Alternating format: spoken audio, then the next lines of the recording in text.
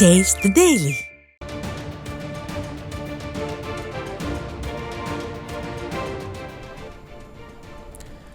சென்னை ராயப்பேட்டையில் உள்ள அதிமுக தலைமை அலுவலகத்தில் முன்னாள் அமைச்சர் காமராஜ் செய்தியாளர்களை சந்தித்து வருகிறார். அதன் நேரலையை தற்போது காணலாம்.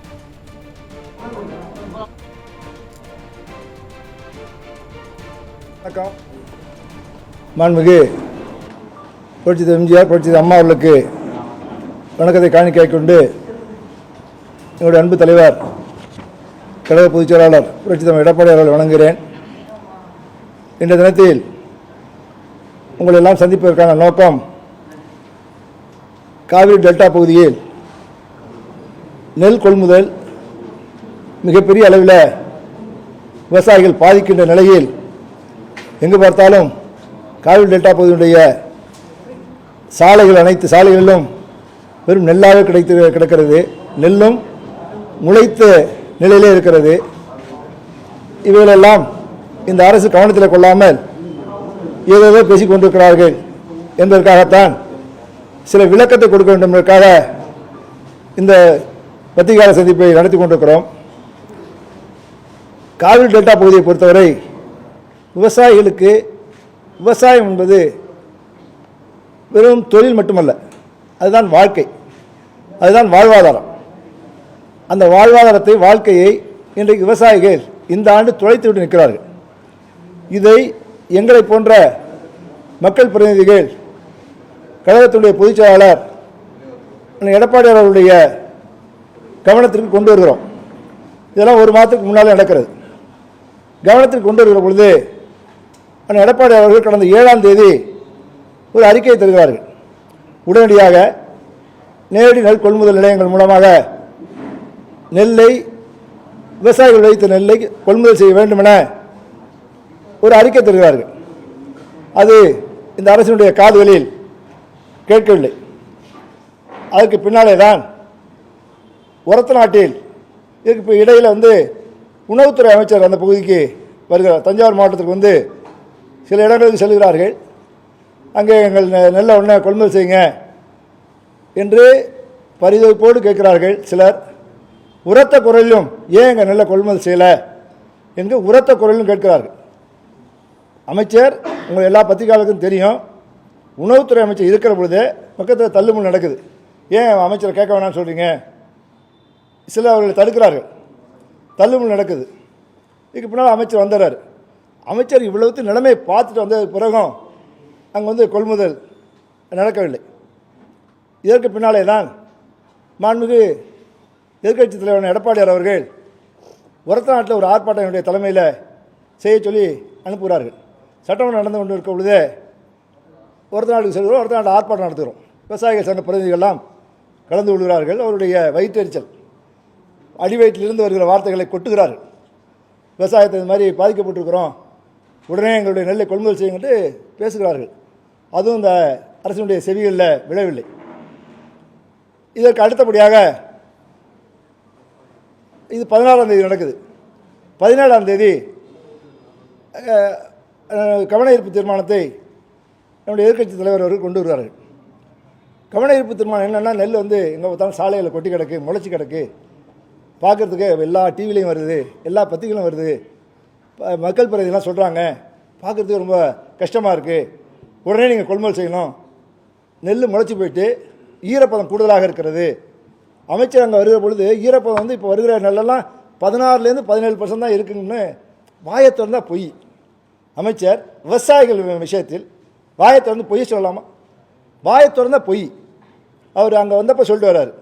அண்ணன் சொல்கிறாரு 17லேருந்து ஈரப்பதம் இல்லை, 22% வரைக்கும் ஈரப்பதம் போயிடுச்சு, அதனால் 22% வரைக்கும் ஈரப்பதத்தை நீங்கள் எடுக்கணும், 1000 மூட்டை ஒரு நாளைக்கு கொள்முதல் பண்ணணும், அப்போ தான் நீங்கள் உடனே நெல் எடுக்கலாம்னு சொல்லி அண்ணன் கவன ஈர்ப்பு தீர்மானம் கொண்டு வராங்க. பொதுச்செயலாளர் முதலமைச்சரும் இருக்கிறார். எங்களுக்கு இருக்கிற வருத்தமெல்லாம், டெல்டா பகுதியில் இருக்கிற விவசாயிகளுக்கு இருக்கிற வருத்தமெல்லாம் டெல்டாக்காரன் என்று சொல்லிக் கொள்கிற முதலமைச்சரும் அங்கே இருக்கிறார், அவையில் இருக்கிறார். அவர் சக்கரபாணி எழுந்து பேசுகிறத கேட்டுட்டு உட்காருக்கார் தவிர ஒரு வார்த்தை கூட ஏன் பதட்டத்தோடு பேசுகிறார். முன்னாள் முதலமைச்சர், நாள் எதிர்க்கட்சி தலைவர் எடப்பாடியார் அவர்கள் விவசாயிகளுடைய நிலைமையை அப்படியே பேசுகிற பொழுது இவ்வளோ பிரச்சனை இருக்கப்போ உடனே நாங்கள் நெல்லை எடுக்கிறோம்னு சொல்லி முதலமைச்சர் எழுந்து சொல்லியிருக்கலாம். முதலமைச்சர் வந்து சொல்லலை. சக்கரைபாணி வழக்கம் போல எழுந்துச்சு பொய்யை சொல்கிறார். என்ன பொய் சொல்கிறாருன்னா வந்து நாங்கள் ஒரு நாளைக்கு 2000 மூட்டை ஒரு சென்டில் பிடிக்கிறோம். அப்புறம் செறிவூட்டப்பட்ட அரிசி உத்தரவை வந்து மத்திய அரசு கொடுக்கணும். நீங்கள் கூட்டணியில் இருக்கீங்க, எதிர்க்கட்சி தலைவர், உடனே எங்களுக்கு வந்து செறிவூட்டப்பட்ட அரிசிக்கு உத்தரவை வாங்கி கொடுத்தீங்கன்னா நான் உடனே கொள்முதல் பண்ணி உடனே அரவைக்கு அனுப்பிடுறேன். ஏன்னா ஜீம்பூம்பா வேலையை பார்க்க முடியும்? அதெல்லாம் நடக்காத ஒன்று. இவர் சொல்லுவது எதுவுமே நடைமுறைக்கு சாத்தியம் இல்லாத ஒன்றை சொல்கிறார். சொல்லிவிட்டு நாங்கள் வந்து அவ்வளோ மெட்ரிக் டன் கொள்முதல் பண்ணியிருக்கோம், அவ்வளோ மெட்ரிக் டன் 48,000 பண்ணியிருக்கோம், 46,000 பண்ணியிருக்கோம். எல்லா காலங்களும் அப்படி தான் பண்ணியிருக்கோம். நாங்கள் 38,000 வரைக்கும் பண்ணியிருக்கிறோம், மெட்ரிக் டன் பண்ணியிருக்கிறோம். நாங்கள் வந்து இன்றைக்கி 6 லட்சம் ஏக்கரில் வந்து சாகுபடி நடந்திருக்கு. போன வருஷம் 3.97 ஏக்கர் தான் சாகுபடி ஆயிருக்கு. போன ஆண்டு குருவை வந்து 3.67 லட்சம் மெட்ரிக் டன் தான் சாகுபடி ஆயிருக்கு. அது ஆண்டுக்கு ஆண்டு கூடும் குறையும். அது அந்தந்த சூழ்நிலையை பொறுத்து விவசாயிகள் எடுக்கிற முடிவுகள் அது. அதை வந்து பெருமையாக பேசிட்டு அதில் விட்டுட்டார். விட்டதுக்கு பிறகும் எந்த நடவடிக்கையும் இல்லை. விவசாயிகள் பரிதவிக்கிறார்கள். அண்ணன் சொன்னது மாதிரி தீபாவளி கண்ணீர் தீபாவளி ஆகிட்டு, இந்த ஆண்டு தீபாவளி கண்ணீர் தீபாவளி ஆகிடுச்சு விவசாயிகளுக்கு. எனவே தான் மாண்புமிகு எதிர்க்கட்சி தலைவர் எடப்பாடியார் அவர்கள் டெல்டா மாவட்டத்துக்கு நேற்றைய தினத்தில் வந்து தஞ்சாவூர் மாவட்டம், திருவாரூர் மாவட்டம், அது மாதிரி நாகப்பட்டினம் மாவட்டம், காட்டூரில் தொடங்கி மூர்த்தியம்பாள்புரம், இது தஞ்சாவூர் மாவட்டம், திருவாரூர் மாவட்டத்தில் வடுவூர், செருமங்கலம், சவளக்காரன், இதெல்லாம் டிபிசி. அப்புறம் ஒரு 700 ஏக்கர் வந்து இளம் பயிர் மூலிகை கிடக்கு செருவலூருங்கிற ஊரில், நன்னிலந்தூரில் செருவலூரில், அதை பார்க்குறாங்க. இதில் வந்து வெண்மணியில் நாகப்பட்டினம் மாவட்டத்தில் டிபிசி பார்க்குறாங்க. இத்தனை டிபிசிலையும் விவசாயிகள் அப்படியே நெல்லை போட்டுக்கிட்டு, நெல் ரோட்டில் கிடக்கு, ரோட்டில் நெல் கொட்டி கிடக்கு. விவசாயிகள் நெல்லை கட்டி பிடிச்சிட்டு படுத்து கிடக்குறாங்க. விவசாயி காட்டூரில் போய் இறங்கினதும் அண்ணன் வந்து விவசாயி வந்து ஒரு லேடி, ஒரு பெண்மணி ஒடியாந்த அண்ணன் கையை பிடிச்சிக்கிட்டு கேட்டாங்க, தாலி கொடியை அடை வச்சுட்டு, என்னுடைய தாலி செயினை அடை வச்சுட்டு நான் வந்து சாகுபடி பண்ணேன், இப்போ கிடக்கு ரோட்டில் கிடக்கு பார்த்தீங்கன்னா அழுதாங்க. அண்ணனே கலங்கிட்டார். எடப்பாடியாரை ரொம்ப கலங்கி போயிட்டார். இதுக்கு வழியே இல்லை எங்களுக்கு அப்படின்னு சொல்லி அழுகுறாங்க. இதே மாதிரி பல இடங்களில் பார்த்த இடங்களில். ஒரே ஒரு உதாரணத்துக்கு சொல்கிறேன்.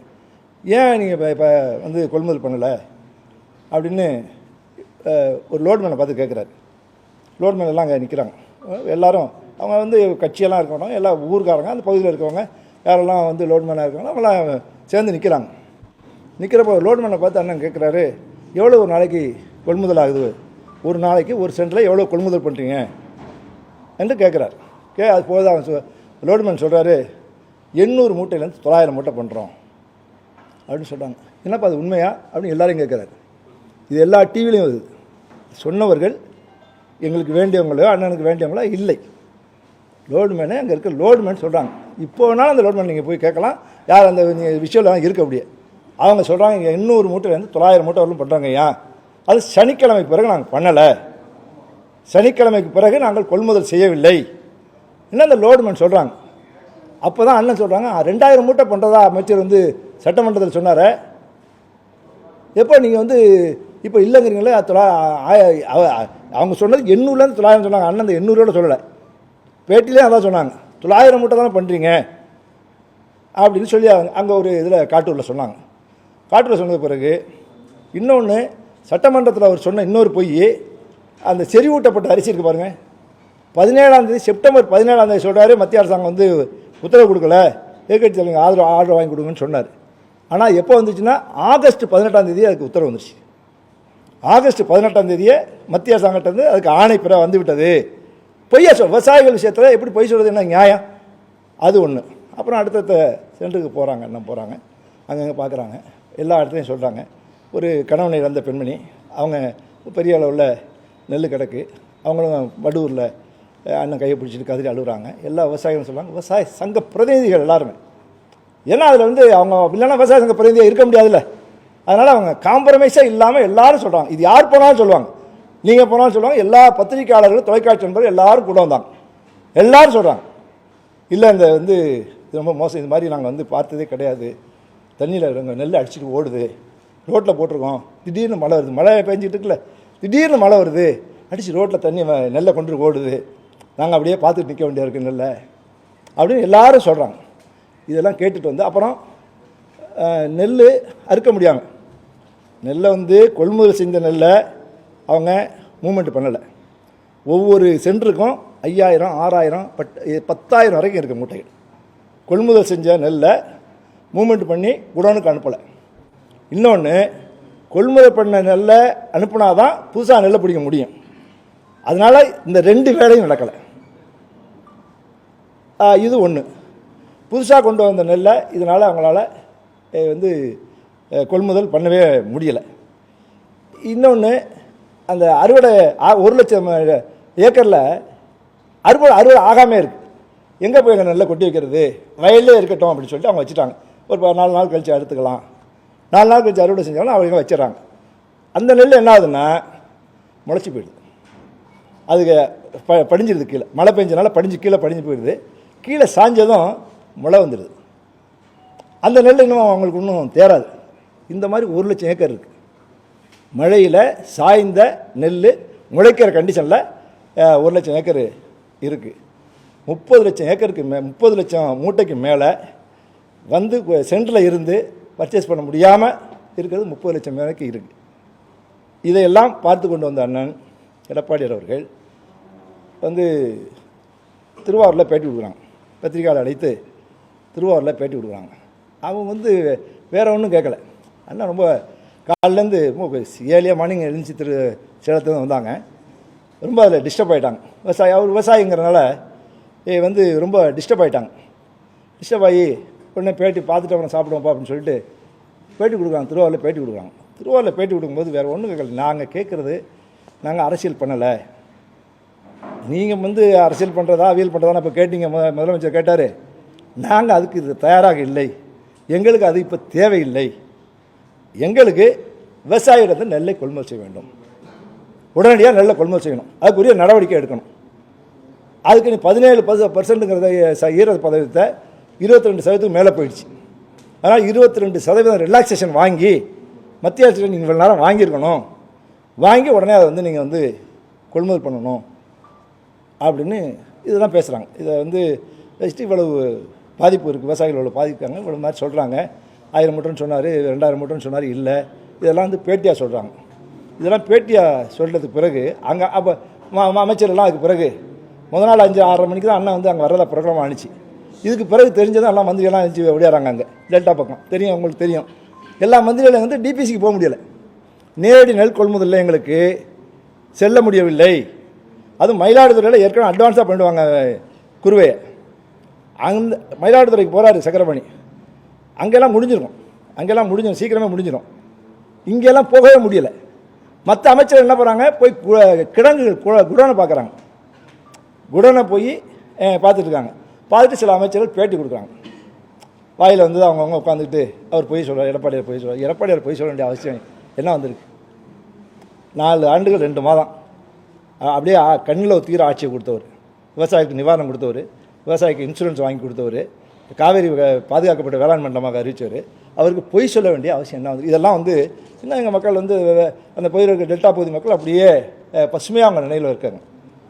இவங்க வந்து அவங்களுக்கு வந்து பொய் சொல்ல வேண்டிய அவசியம் என்ன இருக்குது? பொய் சொல்கிறாங்க. ஒரு அமைச்சர் சொல்கிறாரு, இவ்வளவு இதான் முளைச்சிருக்கு, அவங்க ஆட்சியில் இன்னும் இவ்வளவு முளைச்சிருந்துச்சு. எந்த ஆட்சியில் 10 ஆண்டு காலம் கடந்த 10 ஆண்டு காலத்தில் எங்கேயாவது நெல் கொள்முதலில் இவ்வளோ பெரிய குளறுபடி இருந்ததா என்று எங்கேயாவது சொன்னால் நீங்கள் என்ன சொன்னாலும் கேட்குறோம். எல்லாம் விஷுவல் தான், எல்லாம் ரெக்கார்டு தான்.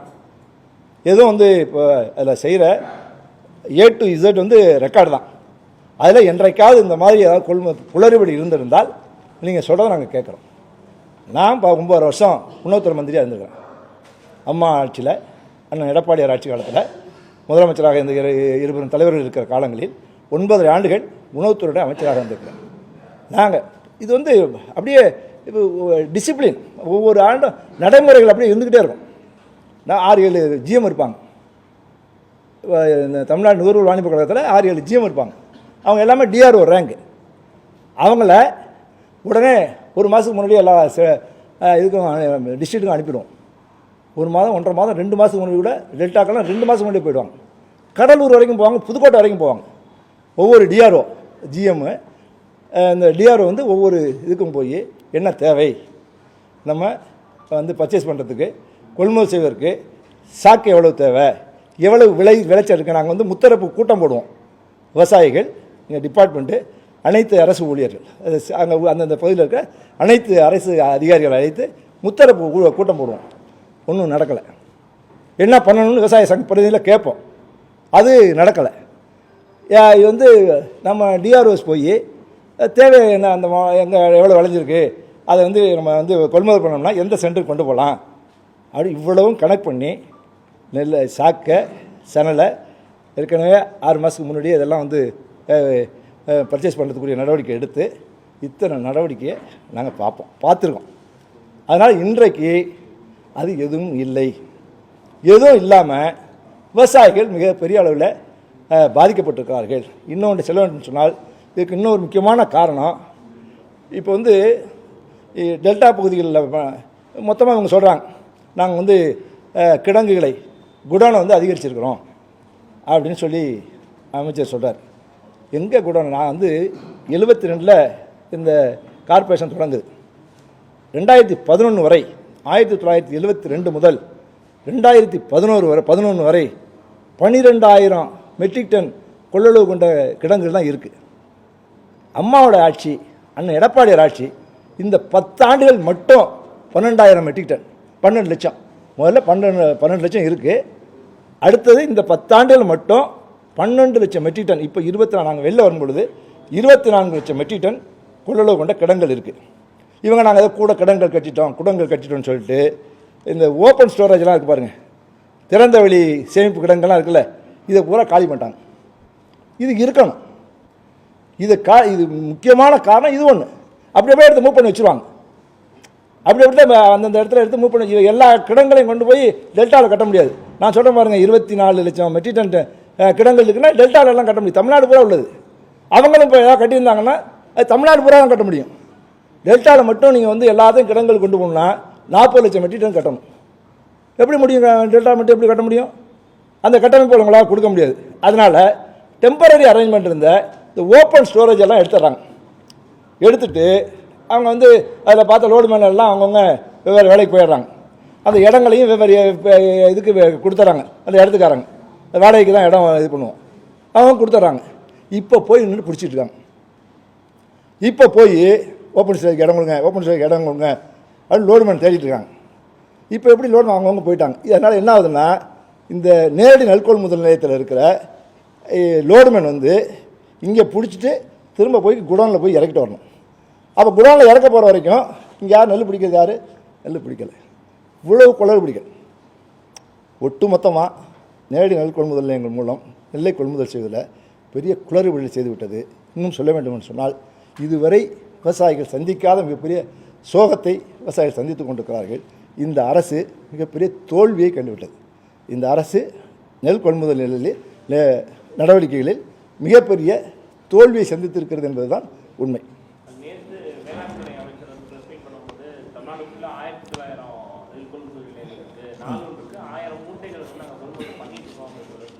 ஒவ்வொரு சென்டர்லையும், அதாவது 906 இருக்குது. நேற்று அவர் சொன்னது தவறு, ஆனால் தப்பு சொல்கிறாங்க. 906 இருக்குது. 906 ஃபங்க்ஷன் சனிக்கிழமைலேருந்து இப்போ ஃபங்க்ஷனே பண்ணலையே. அமைச்சர் சொல்கிறார், நாங்கள் ஞாயிற்றுக்கிழமையிலும் நாங்கள் வந்து கொள்முதல் செய்வோம். இந்த சிஸ்டத்தை கொண்டு வந்தது நாங்கள் தான். இவர் சொல்லுவார், சட்டமன்றத்தில் நின்று சொல்கிறார், நாங்கள் ஞாயிற்றுக்கிழமையிலும் வந்து பர்ச்சேஸ் பண்ணுறோம் அப்படின்னு. சனிக்கிழமை மத்தியானத்துக்கு பிறகு பர்ச்சேஸ் இல்லை, கொள்முதல் இல்லை. ஞாயிற்றுக்கிழமை இல்லை, திங்கக்கிழமை இல்லை, செவ்வாய்க்கிழமை இல்லை. நேற்று காலையில் புதன்கிழமை நாங்கள் போகிறோம். அப்போ தான் ஒரு சென்டரில் நாங்கள் வந்து ஏலியாக போயிட்டதுனால 3வது சென்டரில் ஆள் வந்தாங்க பர்ச்சேஸ் பண்ணுறதுக்கு. நேற்று தான் 4 நாள் பர்ச்சேஸே இல்லை. இடம் இல்லை தேக்கி வைக்கிறதுக்கு இடம் நெல்லை எடுக்கணும்ல. ஏற்கனவே அவங்க வந்து கொள்முதல் செஞ்ச நெல்லை அவங்க எடுக்கணும். எடுத்த பிறகு தான் புதுசாக நெல் எடுத்து அடுக்க முடியும். இன்னொன்று, இதிலெல்லாம் வந்து ஷார்ட்டேஜ் வந்துச்சுன்னா இந்த பிசி ஹெல்ப்பரு வாட்ச்மேன் இதுதான் அங்கே உள்ள ஒர்க்கர்ஸ் அங்கே இருக்கவங்க. இவங்க இதில் ஏதாவது பிரச்சனை வந்துச்சுன்னா இந்த ஷார்ட்டேஜை அவங்க கட்டணும். இது அவங்களுக்குலாம் ஷார்ட்டேஜும் வராமல், அரசாங்கத்துக்கும் பிரச்சனை இல்லாமல், விவசாயிகளுக்கும் பிரச்சனை இல்லாமல் நெல்லை எடுக்க வேண்டியது ஒரு அரசாங்கத்தின கடமை. அந்த கடமையிலிருந்து இந்த அரசு தவறிவிட்டது. ஏங்க நான் தான் சொன்னேன்ல, ஒரு அது வந்து போகாத ஊருக்கு வழிகாட்டுது. அது ஒரு குடனை சொல்லியிருக்கலாம், அதெல்லாம் ஆகாது, வேலைக்கு ஆகாது. நானும் பேட்டியை பார்த்தேன், அது வந்து தவறான தகவல்கள் இவருக்கு சொல்லிட்டு. இந்த அதிமுக ஆட்சியில் வந்து 600 மூட்டைகள் தான் வந்து நெல் வந்து கொள்முதல் பண்ணப்பட்டது. நாங்கள் 1000 பண்ணுறோம் அப்படின்றாங்க. இப்போ எத்தனை மூட்டை நெல் கொள்முதல் பண்ணால் உடனடியாக இது தீர்வு? இல்லை, அதிமுக ஆட்சியில் தான் முத 800 மூட்டை இருந்ததை 1000 மூட்டையை உயர்த்தி உத்தரவு போட்டவர் அண்ணன் முதலமைச்சர், அன்றைக்கு முதலமைச்சராக இருந்த இந்த எதிர்க்கட்சி தலைவர் எடப்பாடியார். 800 மூட்டை இருந்ததை 1000 மூட்டையை உயர்த்தி உத்தரவு. பிரச்சனை இல்லையே, நாங்கள் இருந்த பிரச்சனை இல்லையே, எங்கேயும் கொள்முதலில் பிரச்சனை இல்லையே. இன்றைக்கு பிரச்சனை இருக்கிறத நாங்கள் 1000 மூட்டை பிடிச்சதுனால அன்றைக்கு பிரச்சனை இல்லை. நாங்கள் சிஸ்டமேட்டிக்காக பண்ணணும், முன்னேற்பாடுகள் நடவடிக்கைகளை முழுசாக பண்ணணும். இன்றைக்கு முன்னெச்சரிக்கை நடவடிக்கை இல்லையே. முன்னெச்சரிக்கை நடவடிக்கை இல்லாதது தான் இவ்வளோ பெரிய தோல்விக்கான. அதை பற்றி விவசாயிகளை பற்றி அவங்க கவலைப்படவில்லை.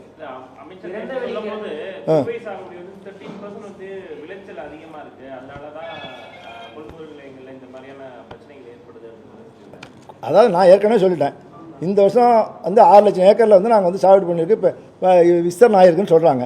போன வருஷம் 3.67 தானே. அது ஆண்டுக்காண்டு கூட்டம் குறையும். இவங்க ஆட்சி தானே போன வருஷமும். இவங்க நாங்கள் இங்கே ஆட்சி வந்தது பிறகு எல்லாம் கூட்டிகிட்டுலாம் சொல்ல முடியாது. போன வருஷம் 3.67 தானே. நான் இப்போது நேற்றைக்கு அண்ணன் எடப்பாடியார் எங்கே பார்த்தாலும் பார்த்தாங்க. இன்னும் அது இது இல்லாமல் எங்கே பார்த்தாலும் இளம் பயிர்கள், சம்பா பயிர் தெளிப்பு விதைப்பு இருக்கு பாருங்கள், நேரடி விதைப்பு, அதெல்லாம் முழிஞ்சு கிடக்கு. அண்ணன் நேற்று பார்த்த இடத்துல செருவலூருங்கிற இடத்துல, இது என்னுடைய நல்ல சட்டமன்ற தொகுதி, அந்த இடத்துல மட்டும் 700 ஏக்கர் அப்படியே இங்கேருந்து கண்ணுக்கு எட்டின தூரத்தில் வேற வெள்ளையாக இருக்குது, தண்ணியாக கிடக்கு. என்னப்பா இப்படி இருக்குது அப்படின்னு சொல்லி அண்ணன் ரொம்ப இதாகிட்டார். அது வந்து இப்போ இன்றைக்கி நான் பத்திரிக்கைலாம் எடுத்து வந்திருக்கேன். நான் காலையில் ஊரில் தான் வர்றேன், ஊரில் வந்து பத்திரிக்கைலாம் எடுத்து வந்திருக்கேன். அண்ணன் வந்து வந்ததெல்லாம் கவர் பண்ணியிருக்காங்க. அது இல்லாமல் அவங்களாம் நேராக கவர் பண்ணிருக்காங்க. வேணால் பாருங்கள் நீங்கள் எல்லாம். அவங்களாம் நேரடியாக வந்து கவர் பண்ணியிருக்காங்க. நேரடியாக ப்ரெஸ்ஸை நேராக கவர் பண்ணுறாங்கல்ல, அதில் பாருங்கள்.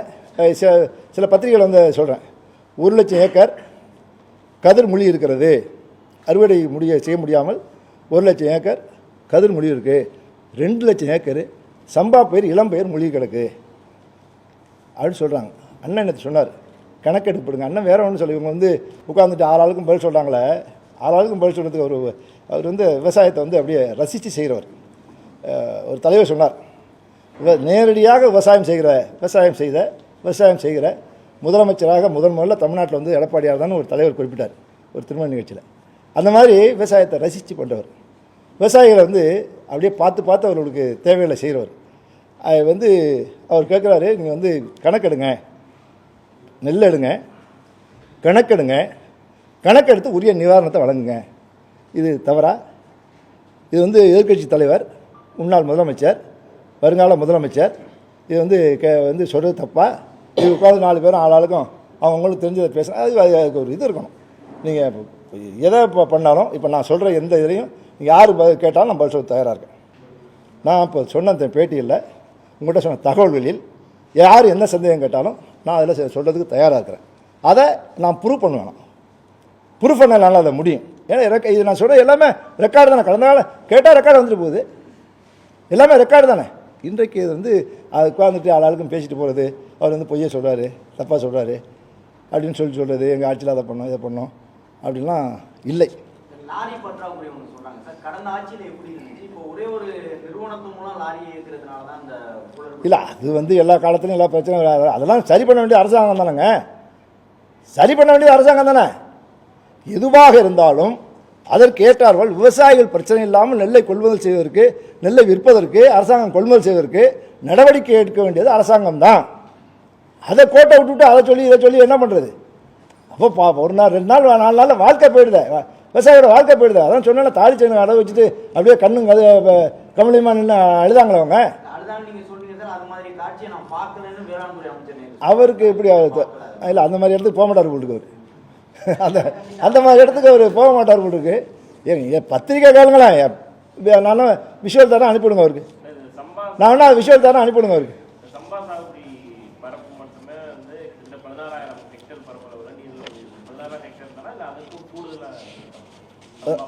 சம்பா மட்டும் 16,000 ஹெக்டேர் வந்து நீரில் மூழ்கி இருக்குன்னு சொல்லி அமைச்சர் சொல்றாரு. அதோட கூடுதலாக இருக்கா? இல்லை 16,000 ஹெக்டேர் கூட கூட 2 லட்சம் ஏக்கர் 2 லட்சம் ஏக்கர் முடியிருக்கு.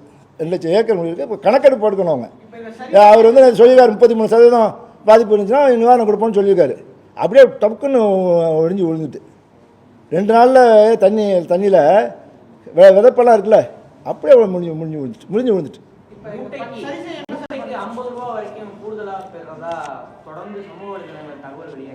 இல்லை அது நேற்று வந்து நேற்றைய தினம் எங்களுடைய அண்ணன்கிட்ட கேட்டாங்க. முன்னாள் முதலமைச்சர் நான் எடப்பாடி அவர்களிடத்தில் எதிர்கட்சி தலைவரிடத்தில் நேற்றைக்கு கேட்டாங்க, திருவாரூரில் கேட்டாங்க. இதெல்லாம் இதை பண்ணி இப்போ வந்து மடைமாற்றம் நான் விரும்பவில்லை. அண்ணன் சொன்னது இது வந்து சரியாக நடக்கணும், எல்லாத்தையும் சரியாக நடக்கணும். இந்த அரசாங்கத்துடைய கடமை. சரியாக விவசாயிகிட்ட நான் சொல்லுவேன். நான் மந்திரியாக இருந்தப்போ நான் வந்து முத்தரப்பு கூட்டம் எல்லாம் உங்களுக்குலாம் தெரிஞ்சிருக்கும்னு நினைக்கிறேன். முத்தரப்பு கூட்டம் தஞ்சாவூரில் நடத்துவேன், திருவாரூரில் நடத்துவேன், மாற்றி நடத்துவேன், நாகப்பட்டினத்தில் நடத்துவேன். நடத்துகிற பொழுது விவசாயிகளிடமிருந்து எல்லாரையும் அதிகாரிகள் எல்லாரையும் வச்சுக்கிட்டு அலுவலர்கள் வச்சுக்கிட்டு அந்தந்த ரெப்ரசன்டேட்டிவ்லாம் வச்சுக்கிட்டு பேசும்போது நான் சொல்லுவேன், விவசாயிகிட்டேருந்து ஒரே ஒரு பைசா வாங்கினாலும் அது ஈனப்பணம். நான் இதே வார்த்தையை யூஸ் பண்ணியிருக்கேன். அந்த வார்த்தை யூஸ் பண்ணுறது ரைட்டாக தப்பான்னு எனக்கு தெரியாது. ஆனால் இதே வார்த்தை சொல்லியிருக்கேன். ஏன்னா நான் ஒரு விவசாயிங்கிறனால நான் சொல்லுவேன், விவசாயிகிட்டேருந்து ஒரே ₹1 பணம் வாங்கினாலும் அது ஈனப்பணம், அது இல்லாமல் பார்த்துங்க அப்படின்னு நான் சொல்லுவேன். அதான் அன்றைக்கி நேற்று ஆனால் எடப்பாடியை சொன்னார், அந்த மாதிரி பிரச்சனைகள் எதுவாக இருந்தாலும் அது வந்து அரசாங்கம் தான் அதை சரி பண்ணணும். இல்லை இது மாதிரி முறைகேடுகள் வந்து பல்வகையில் முறைகேடு இருந்துச்சுன்னா அது வந்து நாங்கள் ஆட்சிக்கு வந்த பிறகு அதுக்கு என்ன நடவடிக்கை உரிய நடவடிக்கை எடுக்கணும்னு சொன்னார். எம்எல்ஏ சொல்லும்போது கூட சொல்றாரு, லோட்மேன் 40 ரூபா வாங்குறாங்க, அங்க இருக்கக்கூடிய அதிகாரிகள் 40 ரூபா, இங்க எப்படி அரசு வந்து குற்றச்சாட்டம் வைக்க முடியும் அப்படின்றத அவர் மென்ஷன் பண்றாரு. அது அவர் தான் கேட்கணும். எந்த இதில் கொண்டாந்து அவர் தான் கேட்கணும். அவர்கிட்ட தான் கேட்கணும். ரொம்ப தெளிவாக பார்த்தேன் அந்த பதில. அதெல்லாம் தெரியுமா உங்களுக்கு? அவர் தான் கேட்கணும். நீங்கள்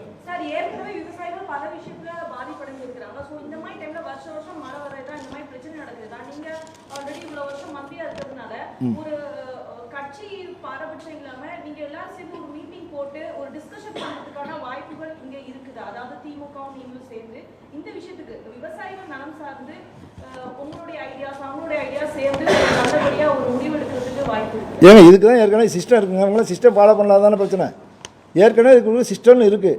இந்த சிஸ்டத்தை அவங்க ஃபாலோ பண்ணாலும் முடிவு போகணும். இதுக்கே நம்ம போய் அவங்களோட ஒன்றா உட்காந்துட்டு அங்கே போய் பேச போகிறோம். நாங்கள் இல்லை விவசாயிகள் முக்கியம் எங்களுக்கு. அதனால தான் அண்ணன் எடப்பாடி வராது. அதே அவங்களால ஒத்துக்க முடியலையே, அதே தாங்க முடியலையே. விவசாயிகள் பிரச்சனைனால விவசாயிகள் வந்து அழுதுட்டு இருக்காங்க, விவசாயிகளுக்கு பிரச்சனை இருக்கிறதுனால உடனடியாக எதிர்கட்சி தலைவர் வராரு, ஸ்பாட்டுக்கு வராரு, களத்துக்கு வர்றார். களத்துக்கு அவர் வந்ததை ஒத்துக்க முடியல அவங்களால. எப்படி நீங்கள் ஒன்றா உட்காந்து அப்படியே பேச அதெல்லாம் ஆகிற கதை.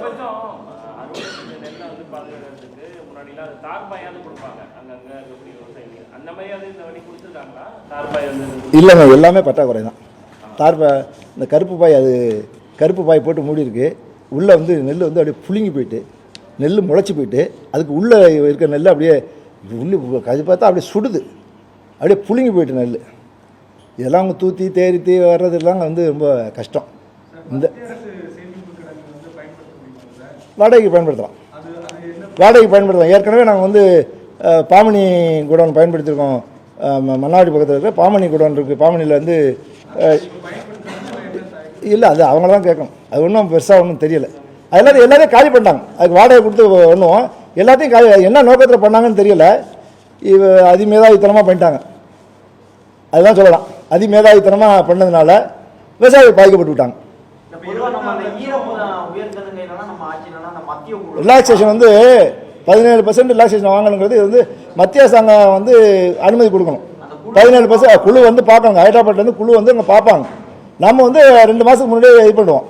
அவங்க எப்போ மழை வருதோ வந்து முன்னாடியே பார்த்துருவாங்க. இவர் தான் 16% 17%க்கு மேலே மாய்ச்சல் இல்லைன்னு சொல்கிறாங்க ஒரு மந்திரி. இவர் போயிட்டு வந்தவர், டெல்டாவுக்கு போயிட்டு வந்தவர் 16-17%க்கு மேலே மாய்ச்சல் இல்லைங்கிறாரு.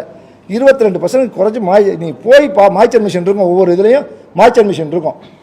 அந்த மாய்ச்சல் மிஷினை நீங்கள் போய் இது பண்ணி பாருங்கள். 22%க்கு ஒரு இது விட கம்மியாகாது. 22% குறைவாக மாய்ச்சலே கிடையாது. அதுக்கு இவங்க ஏற்கனவே உத்தரவு வாங்கியிருக்கணும். உத்தரவு வாங்கி 22% வரைக்கும் உங்கள் மாய்ச்சல் பிடிச்சிருந்துருக்கணும். இது எதுவுமே அவங்க செய்யலை. இன்னும் வந்து மழைக்காலம் வந்து அதிகமாக இருக்குது, மழை அதிகமாக வரும்னு சொல்கிறாங்க. அரசு எந்த மாதிரி நடவடிக்கை இது போன்ற விவசாயிகள் பிரச்சனை இல்லாமல் இருக்கிறாங்க? ஏங்க மழை வந்து எல்லா காலத்துலையும் வருதுங்க. இவங்க காலத்தில் மட்டும் மழை வரல. நாங்கள் 30 வருஷத்துக்கு மேலே ஆட்சி பண்ணியிருக்கோம் தமிழ்நாட்டில்.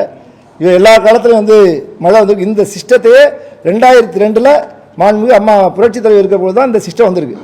பரவலாக்கப்பட்ட நெல் கொள்முதல் வந்து கொண்டு வந்த திட்டத்தை கொண்டு வந்ததே அம்மா தான். அதை தான் இப்போ எல்லோரும் ஃபாலோ பண்ணிட்டு இருக்காங்க. அவங்களும் வர்றப்போ நம்மளும் இருக்கிறப்ப அம்மா மத்திய சங்கத்தோட வந்து அக்ரிமெண்ட் போட்டு அப்போ கொண்டு வந்த திட்டம் தான் இது.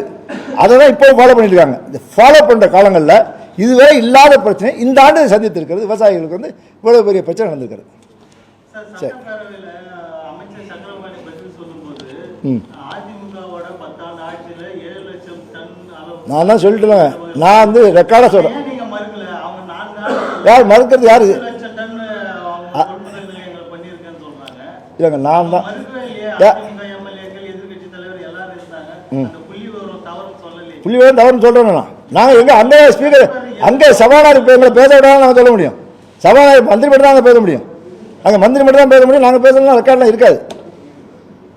நீங்கள் இங்கே பேசுகிறோம், மக்களுக்கு தெரியப்படுத்துகிறோம்.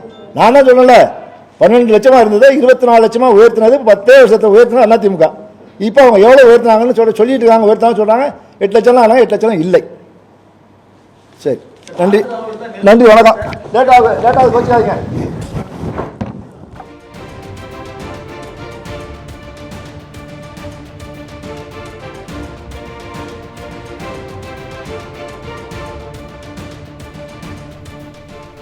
சென்னை ராயப்பேட்டையில் முன்னாள் அமைச்சர் ஆர் காமராஜ் செய்தியாளர்களை சந்தித்தார். அந்த காட்சிகளை நாம் நேரலையில் பார்த்தோம்.